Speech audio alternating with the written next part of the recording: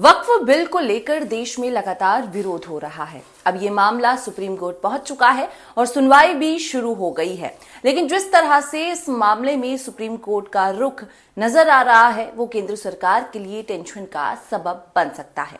पहले ही सुनवाई में सुप्रीम कोर्ट ने केंद्र सरकार से तीखे सवाल किए हैं। तो चलिए सारी डिटेल आपको विस्तार से बताते हैं। नमस्कार, स्वागत है आपका खबरवती न्यूज में और मैं हूं आपके साथ पारुल त्रिपाठी।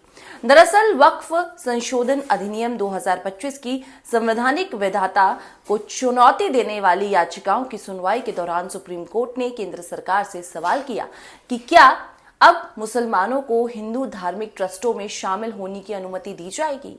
मुख्य न्यायाधीश जस्टिस संजीव खन्ना, जस्टिस संजय कुमार और जस्टिस केवी विश्वनाथ की बेंच ने केंद्र की ओर से पेश सॉलिसिटर जनरल तुषार मेहता से पूछा कि वक्फ बाय यूजर्स को किस आधार पर अमान्य ठहराया जा सकता है, जबकि ऐसे कई वक्फ संपत्तियों के पास रजिस्ट्री जैसे दस्तावेज नहीं होते।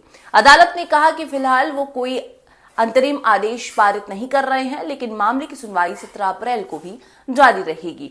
मुख्य न्यायाधीश संजीव खन्ना की अध्यक्षता वाली 3 जजों की बेंच ने कहा कि वक्फ बाय यूजर्स की व्यवस्था को समाप्त करना एक स्थापित व्यवस्था को पलटना होगा, जिससे गंभीर परिणाम हो सकते हैं। इस दौरान सुप्रीम कोर्ट ने केंद्र से 3 अहम सवाल पूछे। क्या वक्फ संपत्तियों को किया जा सकता है डिनोटिफाई? सुनवाई के दौरान सुप्रीम कोर्ट ने केंद्र सरकार से वक्फ बाय यूजर की संपत्तियों को लेकर तीखे सवाल किए। कोर्ट ने पूछा कि आप वक्फ बाय यूजर संपत्तियों को कैसे पंजीकृत करेंगे, उनके पास कौन से दस्तावेज होंगे। सीजीआई ने स्पष्ट कहा कि अगर इस संपत्तियों को डिनोटिफाई किया गया तो ये एक बड़ा मुद्दा बन सकता है। हाँ, कुछ दुरुपयोग की संभावना है, लेकिन कई मामले वास्तविक भी हैं। सुनवाई के दौरान सीजीआई ने सॉलिसिटर जनरल तुषार मेहता से पूछा कि आप अब भी मेरे सवाल का जवाब नहीं दे रहे हैं, क्या वक्फ बाय यूजर्स को मान्यता दी जाएगी या नहीं।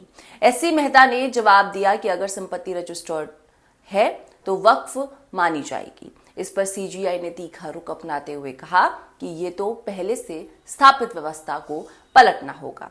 उन्होंने आगे कहा कि मैंने प्रिवी काउंसिल से लेकर सुप्रीम कोर्ट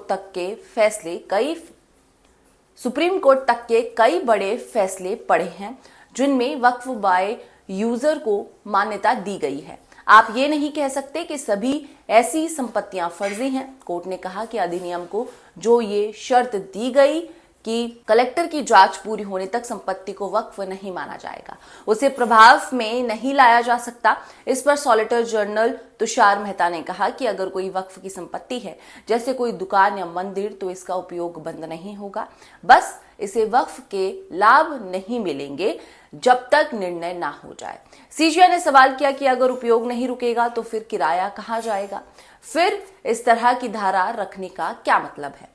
कोर्ट ने केंद्र से पूछा कि क्या वक्फ बोर्ड और केंद्रीय वक्फ परिषद के सभी सदस्य मुस्लिम होने चाहिए, सिवाय उन अधिकारियों के जो पद के अनुसार यानी कि एक्स ऑफिशियल्स हैं वो सदस्य हैं।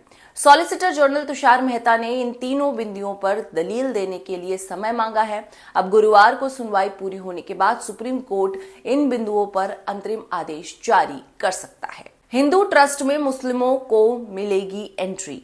मीडिया रिपोर्ट्स के मुताबिक कोर्ट में एसजी तुषार मेहता ने कहा कि मुसलमानों को एक बड़ा वर्ग वक्फ अधिनियम द्वारा शासित नहीं होना चाहता। इसे लेकर सीजीआई ने केंद्र से तीखे अंदाज में पूछा कि क्या आप ये कह रहे हैं कि अब मुसलमानों को भी हिंदू बंदोबस्ती बोर्ड में शामिल किया जाएगा, जरा स्पष्ट रूप से कहिए। सुप्रीम कोर्ट ने कहा कि अगर कोई सार्वजनिक ट्रस्ट 100 या 200 साल पहले वक्फ घोषित किया गया हो तो उसे आज अचानक वक्फ बोर्ड द्वारा हथिया लेना उचित नहीं है। आप इतिहास को फिर से नहीं लिख सकते। इस पर तुषार मेहता ने जवाब दिया कि संसद की जेपीसी ने 38 बार बैठक की और 98 लाख ज्ञापन जांचे जाने के बाद ये कानून पारित किया है। क्या है वक्फ बाय यूजर? दरअसल ये वो परंपरा है जिसमें कोई संपत्ति लंबे समय तक इस्लामिक, धार्मिक या परोपकारी उद्देश्यों के लिए प्रयुक्त होने के कारण वक्फ मानी जाती है, भले ही उसे के पास लिखित दस्तावेज या रजिस्ट्री ना हो। मुख्य न्यायाधीश ने सुझाव दिया है कि इन याचिकाओं की सुनवाई के लिए किसी एक हाईकोर्ट को जिम्मेदारी सौंपी जा सकती है। उन्होंने दोनों पक्षों से यह भी कहा कि वो स्पष्ट करे कि वो सुप्रीम कोर्ट से वास्तव में किस बिंदु पर सुनवाई चाहते हैं। सीजेआई ने कहा कि वो ये नहीं कह रहे हैं कि सुप्रीम कोर्ट इस मामले की सुनवाई नहीं कर सकता है। वक्फ एक्ट के विरोध में दी गई दलीलें।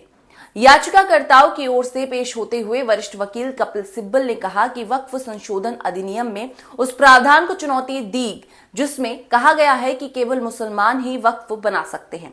उन्होंने कहा कि सरकार कैसे तय करेगी कि मैं मुसलमान हूं या नहीं और वक्फ बना सकता हूं या नहीं। सिब्बल ने यह भी सवाल उठाया कि सरकार कैसे कह सकती है कि पिछले 5 सालों से इस्लाम का पालन करने वाला ही वक्फ बना सकता है। सीनियर एडवोकेट अभिषेक मनु सिंघवी ने इस कानून के राष्ट्र प्रभाव का हवाला देते हुए दलील दी कि इस मामले को हाईकोर्ट नहीं बल्कि सुप्रीम कोर्ट को ही सुनना चाहिए।